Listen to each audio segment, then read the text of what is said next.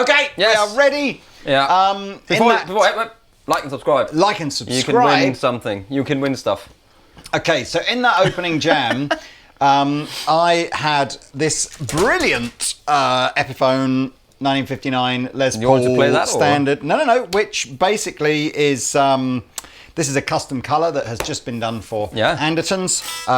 We had a batch of these earlier in 2022 that was sold out like that. That's true. But another batch of these arrives certainly before the end of 2022. But anyway, we're taking pre-orders of those now. That's awesome. Yeah. Pete, on the other hand, had silly this little Les Paul thing we found in a skip the other day. Can you imagine people throwing out a 1960 Les Paul or something? 60? So this is Pete's proper Tom Murphy, very expensive. I heard there's more of those coming as well. The clones of these, I think we've got the Danish Pete. There was some. I picked some tops. That, so if you love this guitar, again, we do sort of repros of this guitar. Yeah. So this is like a repro. So it's a repro of a repro of a repro, basically. Yeah. But it's anyway. This guitar is pretty cool. Yeah.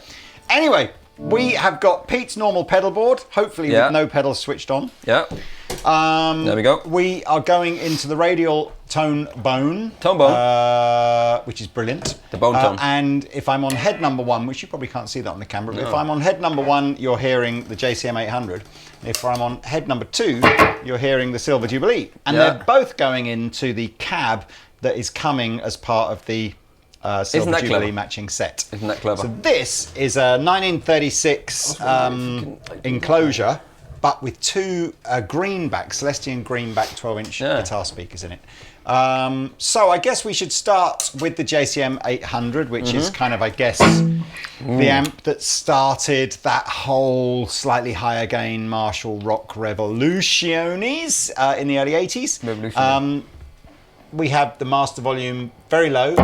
We have a bit of extra bass, bit less treble. That's always the way it is with those things, isn't it? I think it is in isolation. The louder you go and the more it's a band context, probably the more you'll want to put the treble back in and take the bass down. And we have the preamp volume, so the gain halfway up but going into the high sensitivity input. So this is the sort of the, with a gainy guitar like that into the higher input, there's a bit of gain. We're also in the high mode, so this is the 20 watt version. The low mode is 5 watts, the high mode is 20 watts.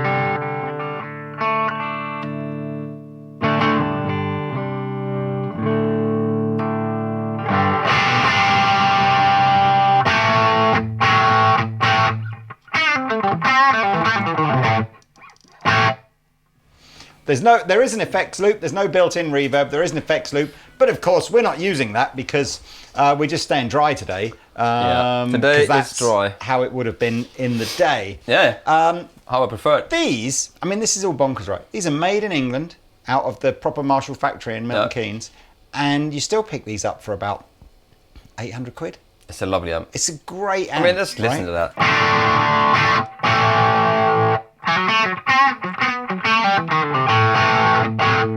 It's just, it sounds so good. Anyone who's thinking, oh yeah, 20 watts, that'll be like a home use thing like that, shut the front door, right? I mean, this is loud. The 5 watt mode might be more home usey, but this has got volume for days. Can we just, I just want to quickly...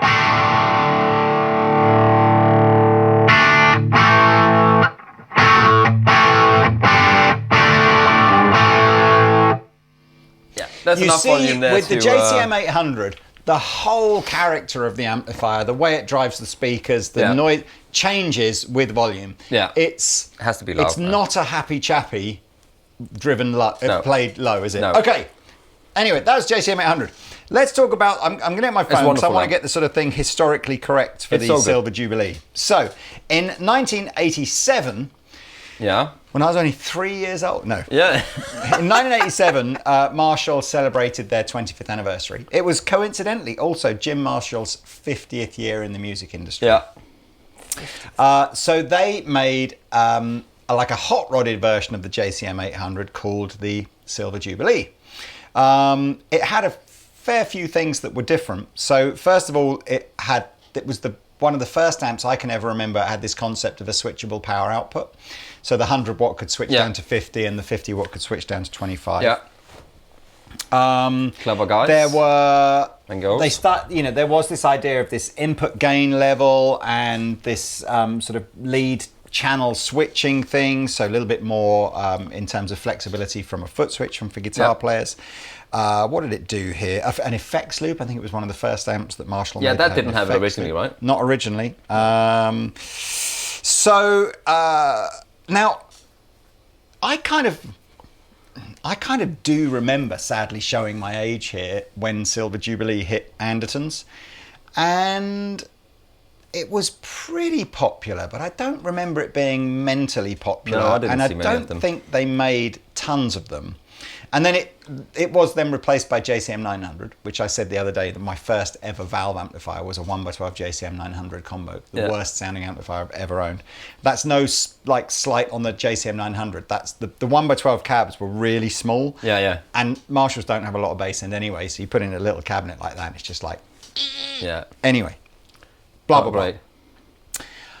In... Oh, there's an interesting bit here. Fast forward to 1995. Slash had arrived in the UK to play Download. Download? I've not read this bit before. So whilst he was there, he met up with Jim Marshall to discuss replenishing his collection of 2525 heads. They agreed to do a limited run of signature heads, and in 1996 they unveiled the Snake Pit. Oh, who remembers the Snake Pit, Marshall? Yeah. Yes, it's not that. That's the AFD. Yeah, right? Anyway, that's a sort of a side thing. Yeah, side dish.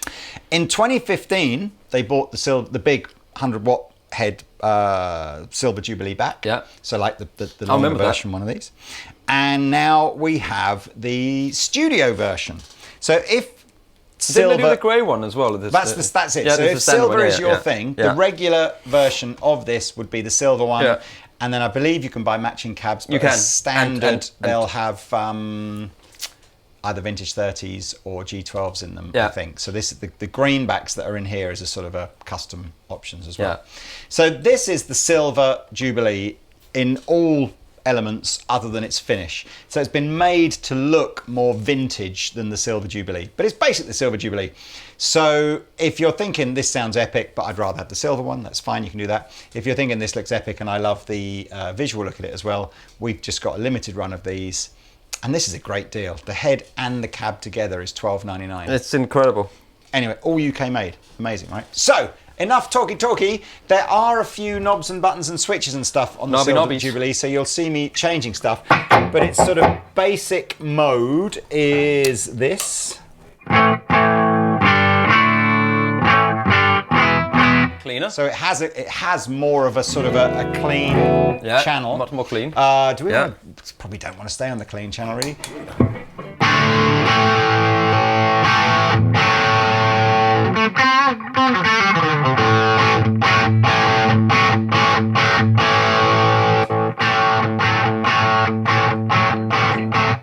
I'm now switching between, and I'm just going to compensate for the levels to sort of, I'm going to just literally jump between. We've got the EQ pretty much set the same on both amplifiers. So this is now the dirty channel, you know, what they call the sort of lead channel on this, and just there is no channel on this, so it's just, you know, it's standard sound.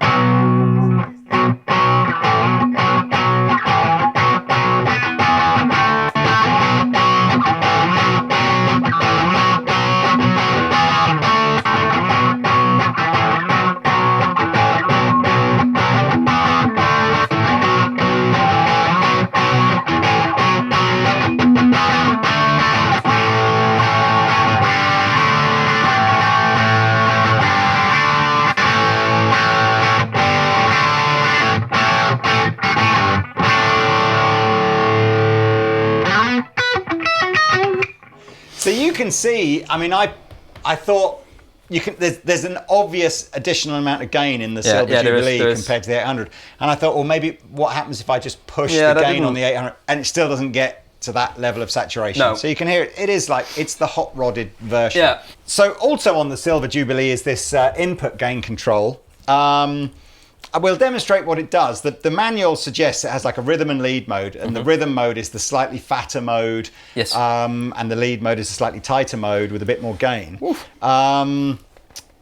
It's not foot switchable. At least I don't believe it's foot switchable. I can't see any way to foot switch it. So I guess you, maybe if you're the rhythm guitar player, you have it in one mode, and if you're the lead guitar player, you have it in the other. I don't know. You just find your optimum setting here. Or you can play while you're doing with your toes. It works across both channels. So I'll show you kind of here. We'll start clean, and you know we'll wind it in. Okay.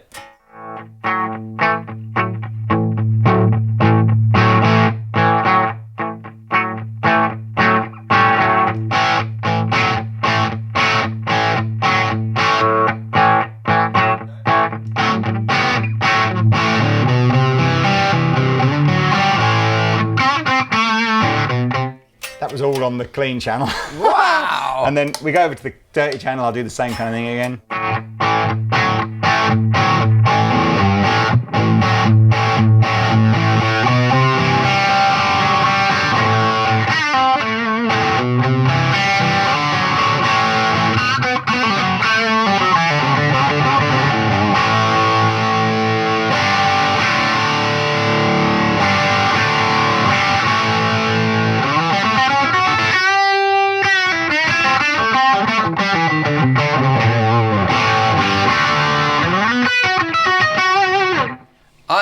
I like it, but I prefer this. Do you know what?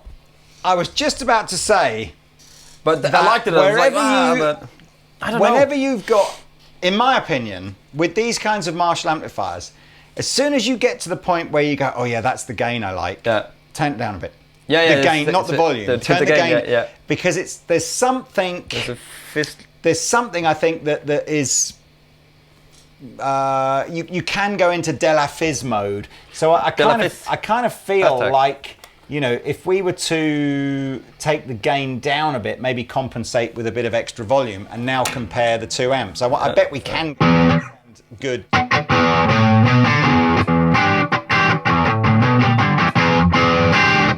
So less gain in it. It sounds great. Yeah.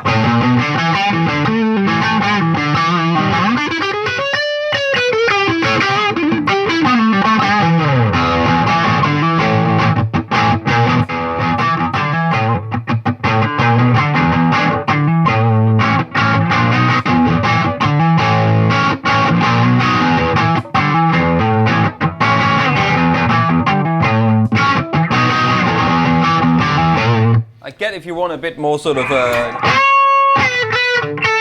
bit like these lead tones. So that's better for leads, right? We might try this with some other guitars, but I think the video that we made with John Connon recently, which was focusing on the JCM800, what a big part of that was like, why did that generation of players always put a tube screamer in the front of it? Yeah. And I think that's, so if we go back to this one and then Pete dumps his tube screamer in, all of a sudden the amplifier, which has got a really fat, interesting, good sort of overdriven tone, but not necessarily that big searing lead tone, tube screamer in the front. Yeah. So if we do it with and without. So I got the Halcyon, which is, and it's got a dry switch, so you'll hear some of the dry through the amp. So it's without, right? And here's with.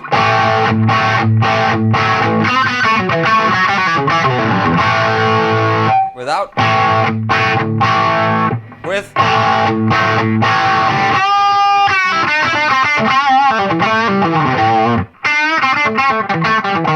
Yeah. So now I think this amp just doesn't need the tube screamer. No. It's like.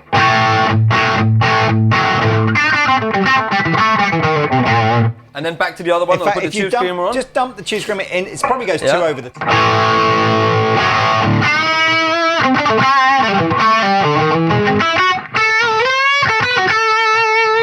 Without.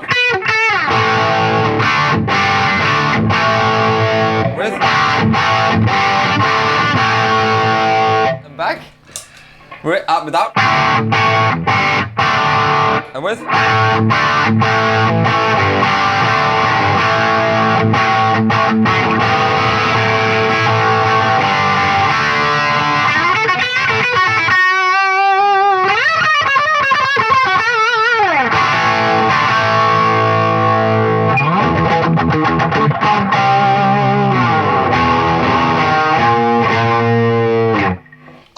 I kind of don't think there's a bad sounding head here. They sound both sound great. It's exactly all you've got here is the evolution of Marshall during the 80s. Yeah. From prior to the 800 series, you'd have been in big 100-watt master volume heads and Plexis before that, and that was a different kind of gain sound, and then 800 was a sound, and then Silver Jubilee, and then kind of 900, and it's almost like it's just the evolution. So you could almost pick the band. Did you like early 80s heavy rock or later 80s heavy rock? It's like.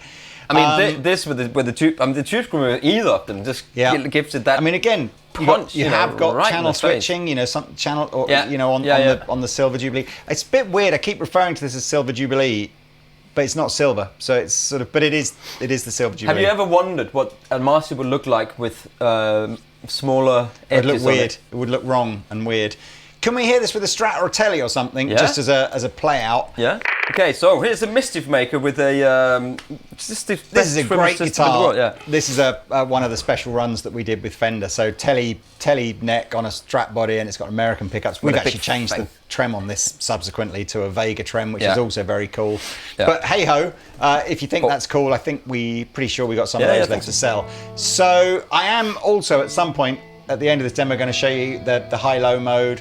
Again, just to recap, don't forget you have got effects loops on these, and just to double recap, it's this amp with this cab is only sold as a matching set, so you can't have one without the other. $12.99, right, for British made. Is that a tune? So let's hear some more Stratty kind of tones here. So we're up here first. Oh.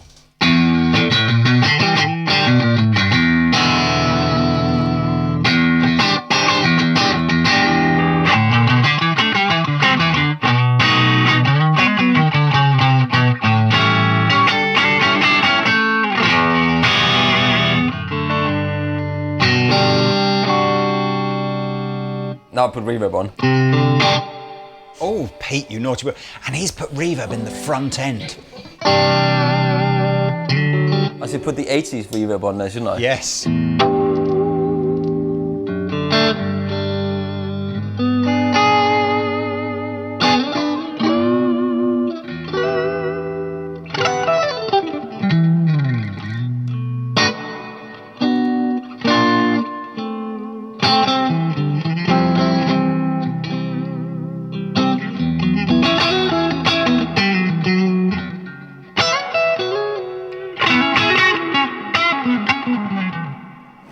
That's a lot, isn't it? That's a lot. Yeah, that's a great sound. It's glassy and beautiful, yeah.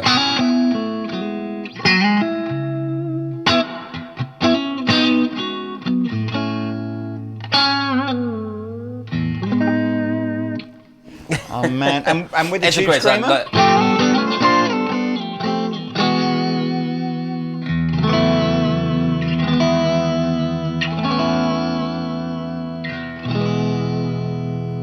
The tube screamer, well, we'll go all the way down so we get the.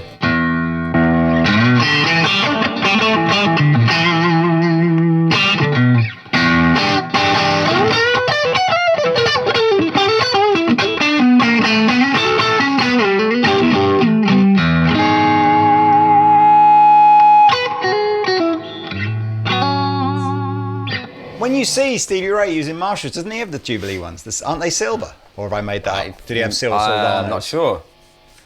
Oh, there we go. Look, but that sounds. Get the drip on.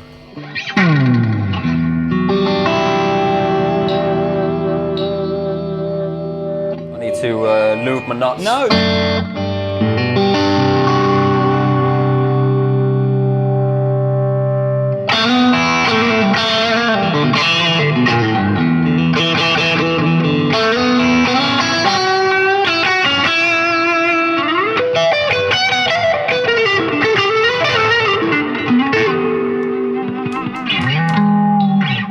Anyway, wow. So that's head number 1, so the JCM800.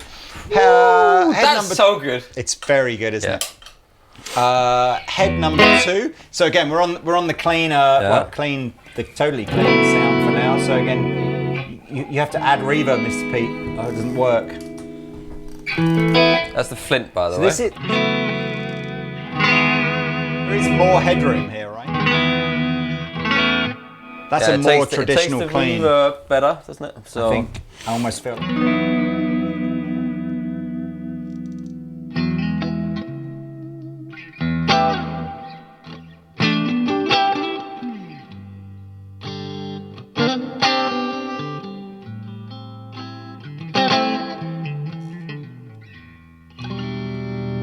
Yeah, you need that rhythm. I prefer the edge of breakup kind of. So I want to get this to sound like that's this. Exactly where you want to be, isn't it?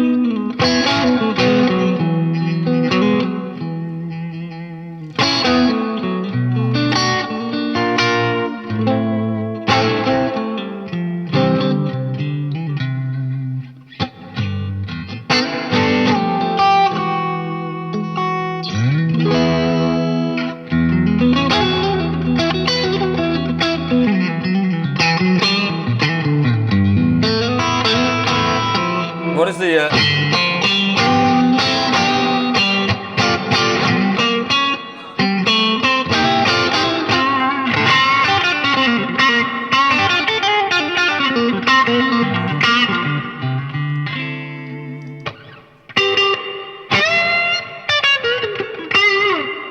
Even Stevie didn't have that much reverb. No. Don't you?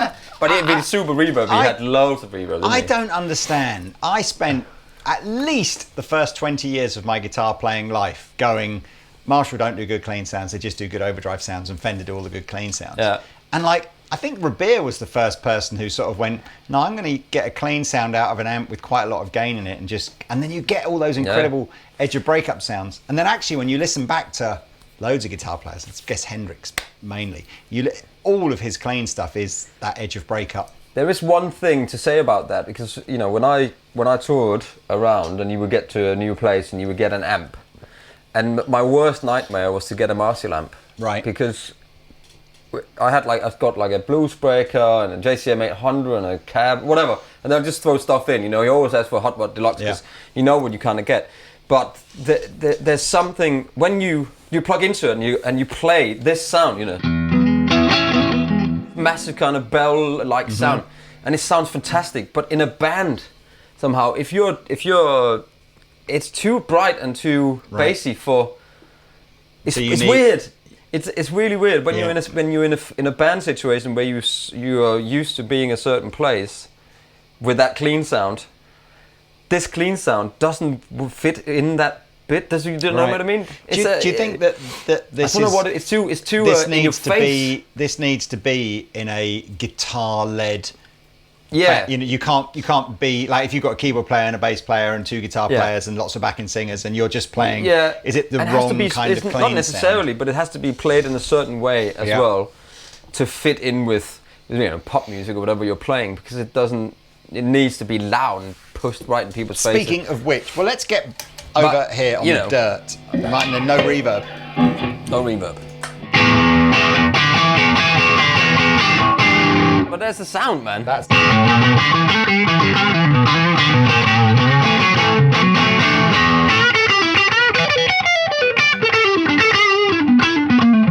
But yes, guitar-led music, will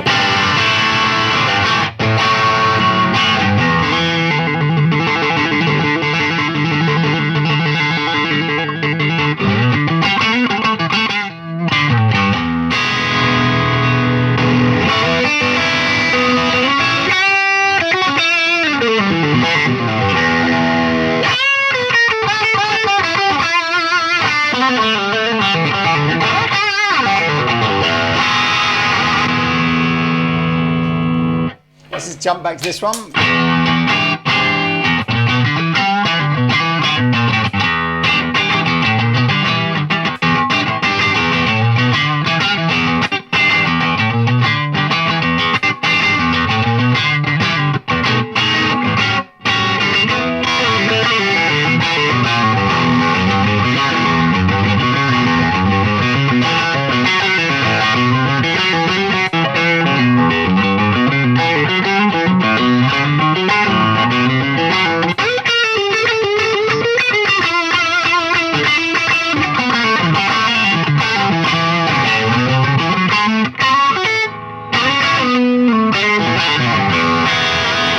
Anyway. There's only one correct answer to which one of these do you want? Both. Both. Yes. Let's just do the nothing wrong the with output both thing. of them, So we're in high mode. Again, those of you that watch the channel a lot, you'll see the decibel meter in the corner. Is that in shot? Probably is.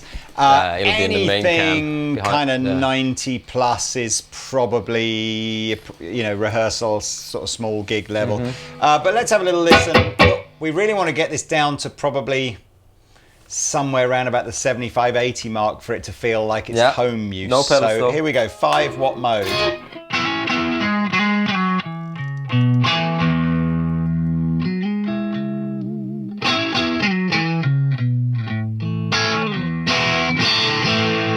I mean, if you're talking, when I'm talking, it's quite loud. Yeah, isn't but it? it's So- still. Do you know what though?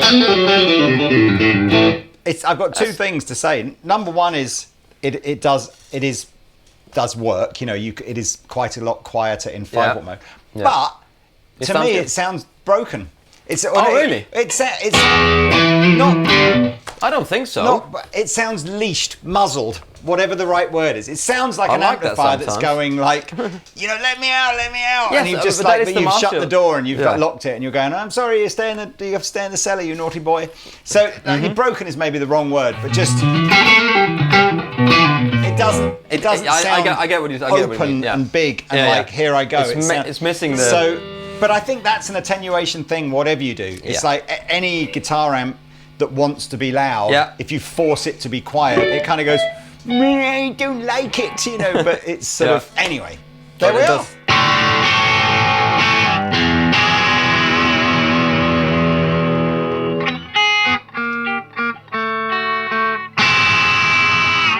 You want to play at the end, or are we fine to go? So we just go. I think that's it. just go home. There we are. I think it was a good little read. And we tried some Les Pauls you just and need Strats to buy a Marshall.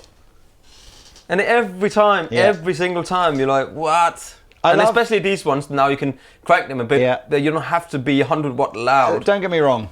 I love Friedman amplifiers. Yeah. I love the Victory Sheriff kind of thing. Yeah. All that. It's all really, really good. Yeah. And there are probably loads of other, you know, anytime Lots you of see brands, an amplifier that's got, you know, a gold panel here and black on the rest of it, you know what it's trying to be a nod to. Yeah. But I just think sometimes we overlook the OG. Absolutely. It's like...